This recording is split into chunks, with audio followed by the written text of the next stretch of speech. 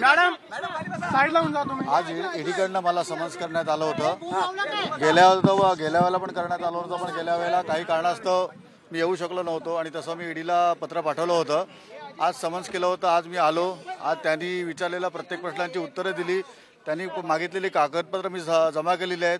तर मला असं वाटतं की अधिकाऱ्यांचं समाधान झालं असेल, एवढंच मी सांगू इच्छितो।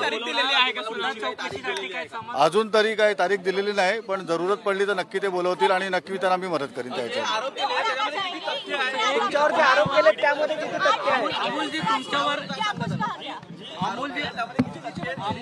बघा, आरोप जे झालेले आहेत त्या आरोपामध्ये तथ्य नाही आहे, ह्याच्याकरताच मी भांडतोय।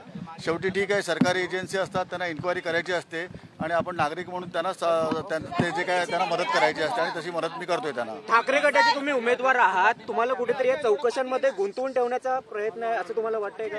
बघा, कसं आहे की मी असं काय म्हणणार नाही, परंतु ईडीने समन्स केल्यानंतर माझं कर्तव्य आहे की भारताचा नागरिक म्हणून आपण येऊन आपलं जे म्हणणं आहे ते ईडीच्या अधिकाऱ्यांसमोर मांडावं आणि तशा पद्धतीने मांडलेलं आहे आणि त्यांचं कदाचित समाधान झालं असेल पण त्यांनी काळात चौकशी करणे कितपत योग्य आहे असं वाटतं? आता अयोग्य आहे असं मला वाटतं, पण शेवटी त्याचा निर्णय इलेक्शन कमिशन घेईल। चौकशांच्या फेऱ्यांमुळे